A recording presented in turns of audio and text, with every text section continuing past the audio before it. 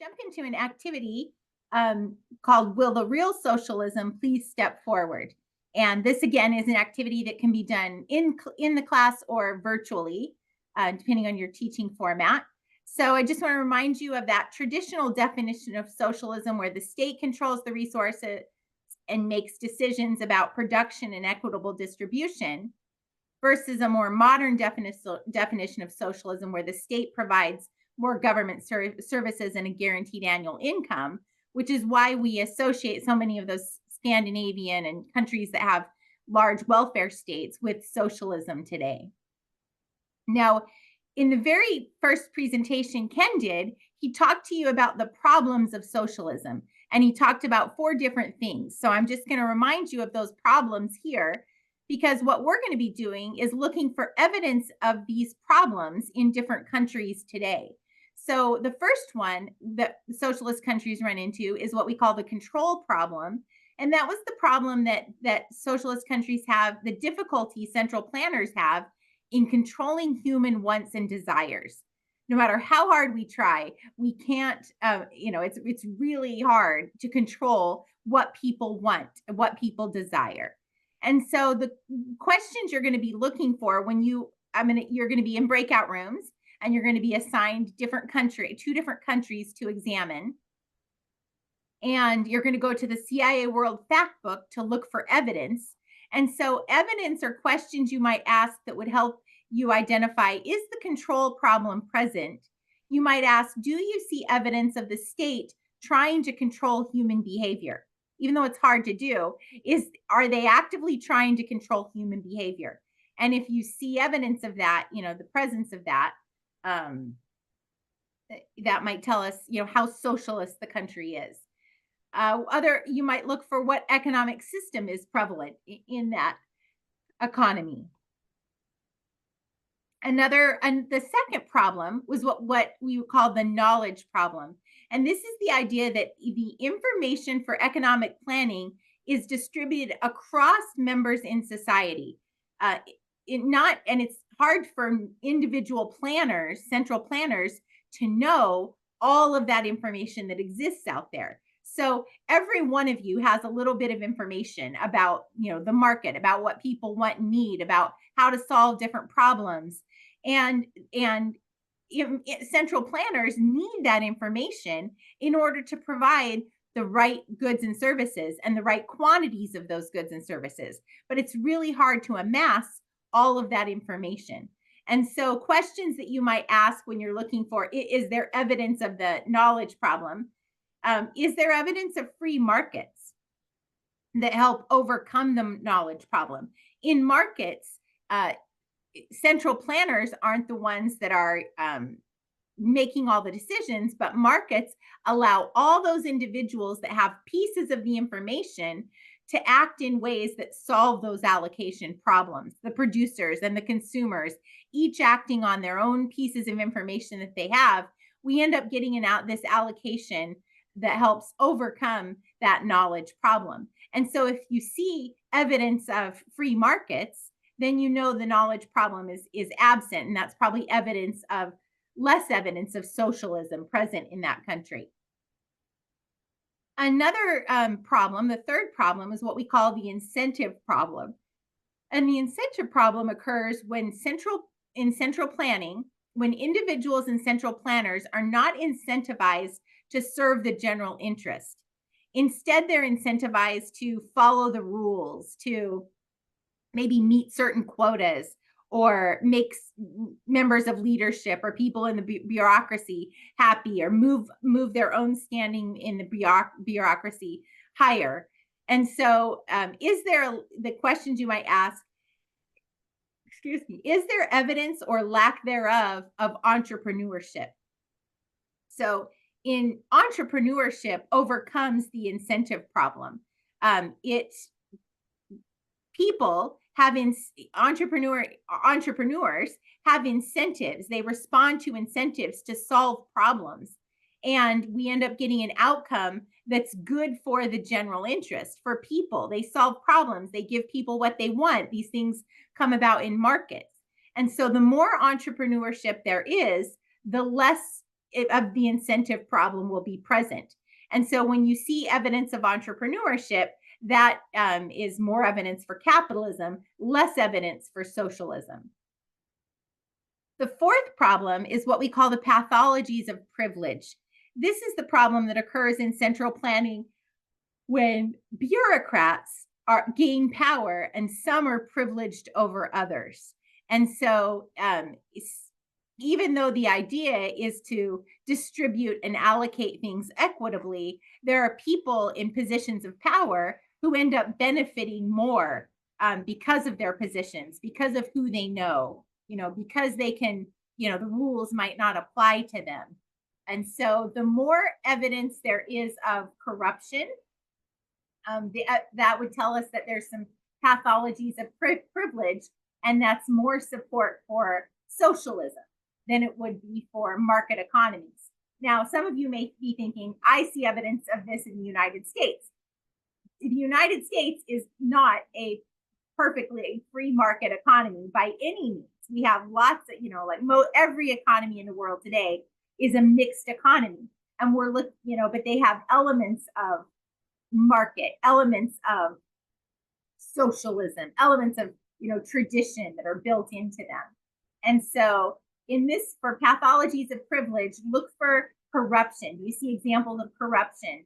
And if so, that would be evidence of this pathologies of privilege and more support for socialism. So I'm going to share some team slides that look like this. So let me go get the link from over here. Copy the link.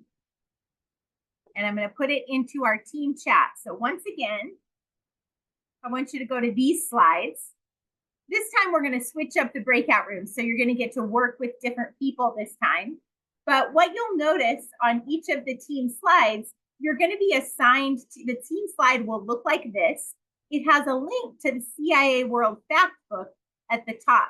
So, and then there'll be two countries. This example slide shows Poland and Turkmenistan.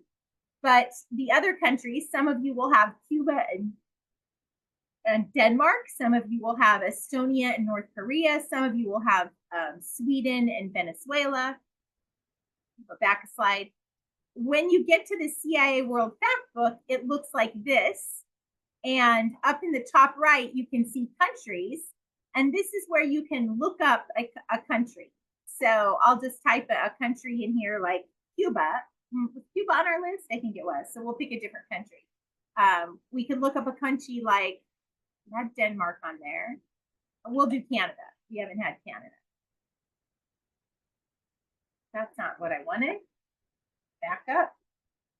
Countries. Oh, when you click on countries, it takes you to an alphabetical list of all the countries. So if I go to C, the C countries, I can find Canada right here. When I click on Canada, it gives me a nice little introduction to Canada, but then it has all these different areas and you can jump to them using this menu on the left. And so you don't have time to read everything they have about every country.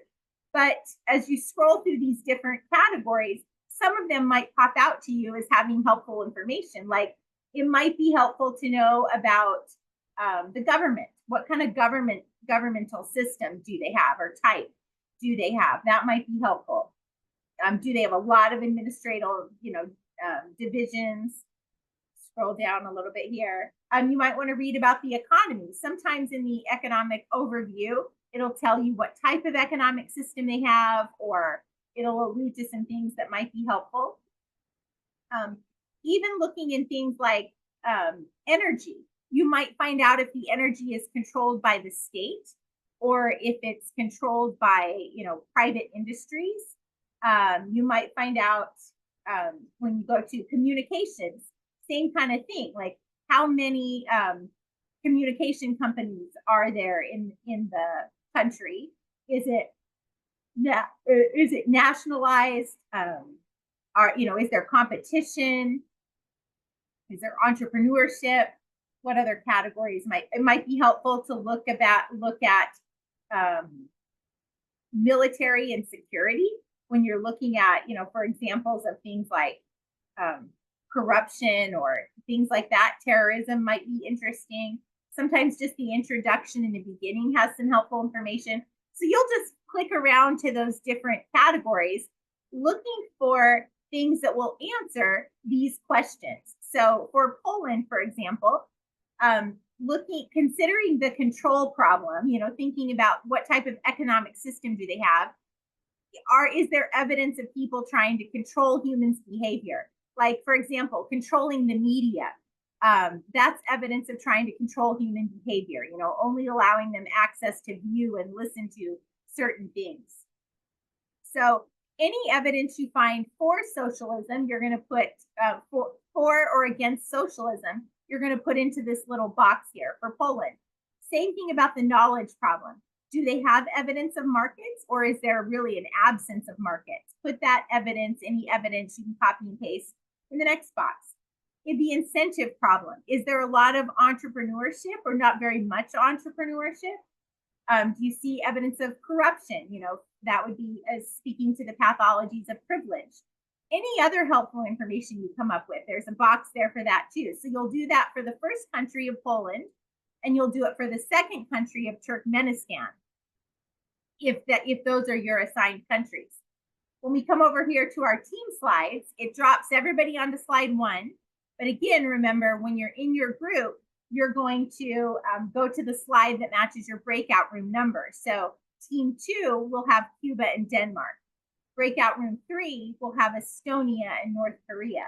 Breakout room 4 will have Sweden and Venezuela, and so on. It might be helpful if you even split it up and say, okay, a couple of us are going to work on Sweden and a couple of us are going to work on Venezuela, for example. Are there any questions before I send you to the breakout rooms? Just unmute and speak up if you have a question. Just how do we know what breakout room we're in? I'm going to send you there right now. And so you'll notice at the top, it'll say your breakout room number. Okay. Yeah. Okay, just shuffled the breakout rooms. We'll have some help. All right, any other questions? All right, I'm going to send you away. I see that team 1, tell us, how socialist, we're just going to do one country for each. I told you to be prepared for 2, but we'll just do one country for each. So let's go to team 1. Tell us what you thought about Poland and how socialist they are. Okay, I guess I'll just go ahead for Poland in regards to team 1. Out of 4 steps for being full, we didn't really agree on it, but maybe 2 steps. We kind of cheated and went with another link, kind of like the Gini coefficient index based on individual or the country's freedom. So we would put it down as a 2, but in regards to Poland, they were a satellite country under a command economic system. So I guess to phrase it, we were basing our guess on a post-collapse of the USSR. Okay. And I'm skipping down to team 5, who also did Poland. But I'm going to ask you guys, how many steps forward did you take for Turkmenistan and why? Team 5.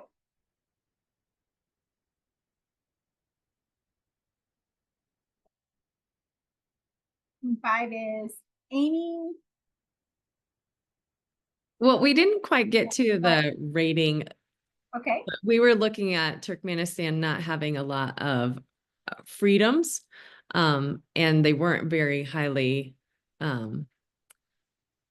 developed in terms of their media economy, in terms of freedom indexes. I also saw you guys mention things like isolationism, authoritarian, dominated by state-owned enterprises. All which speak to a lot of evidence for socialism. So they're definitely one of the more socialist countries in the world. They're one of the countries that we don't know a lot about. Not a lot of people go there, visit there. Interesting when you start looking into Turkmenistan. And we were questioning whether that authoritarian command economy is truly socialism, or does that border on something more extreme. Yeah, fascism or something else. That's a great discussion to have too. Okay, let's go to team 2. You guys looked at Cuba and Denmark. So team 2, tell me what you said for Cuba. How socialist were they? Would you take 1 step forward, 4 steps forward? What do you think? So we decided that Cuba was 3.5, almost a full 4, almost a full All 4 right. steps. And a couple, right? It's still a mostly state-run planned economy. You know, in that second box down on knowledge problem, government still owns and controls all the broadcast media in Cuba, which is a pretty good indication. Okay. And I don't know if I had a partner jumping in here for another word. I think that's good. You did great. Okay. You guys have some great details. I'll jump to group 6 that also did Cuba and Denmark. And you guys tell us what you decided for Denmark. How socialist did you think Denmark was? So we were debating between 1 and 2. We just settled on 2, and that might be too high. Okay, But fair. it is a free market, capitalist economy. Even though they do have a strong welfare state, there's no centrally planned economy. They have a really high score, almost a 78 out of 100 on the economic freedom measure. They have free speech and free freedom of the press in their constitution. Their government has a lot of incentive programs specifically for entrepreneurs. They're considered kind of the startup hub in the Nordic countries. And then in 2005, the prime minister gave a speech saying that Bernie Sanders specifically needs to stop saying that Denmark is a socialist country because it's not true at all. And they want them to stop saying that. Yeah, they definitely don't think of themselves as socialists, even though a lot of other people look at them that way. So yeah, I could see why it's, you know, are they 1? Are they 2? Perception versus reality. Let's go to group 3. You guys looked at Estonia and North Korea. So group 3, tell us what you decided for Estonia. How socialist is Estonia?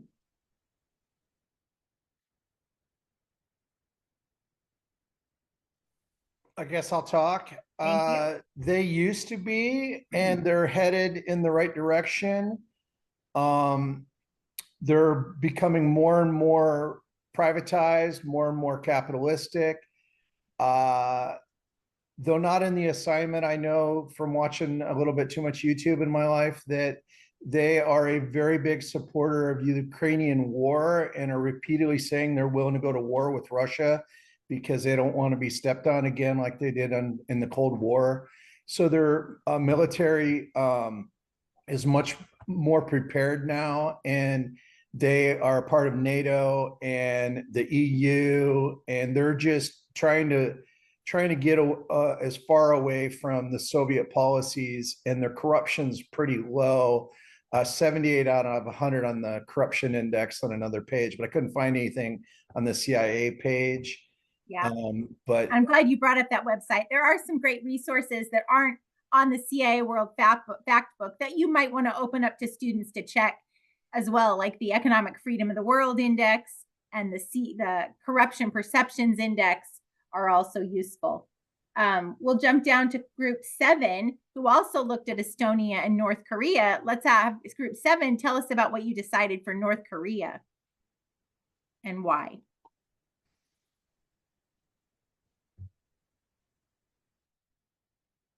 Who's going to speak for group 7? We had a similar, I think, question or conclusion of this was really just being more on the cusp of something way more nefarious than a socialist system. Okay. So, yeah. You said 4, that you would step forward. 4, it looks like if you have 4 in parentheses, meaning 4 steps forward, but could it even be more than just socialism, especially when we talk about the authoritarianism that is there? Yeah, I mean, that's I think more the conclusion we were coming to. Yeah. Okay, very good. And let's go to group 4. Group 4, we had Sweden and Venezuela. And group, tell us what you said for Sweden. How socialist is, how many steps forward would you take for Sweden? Group 4.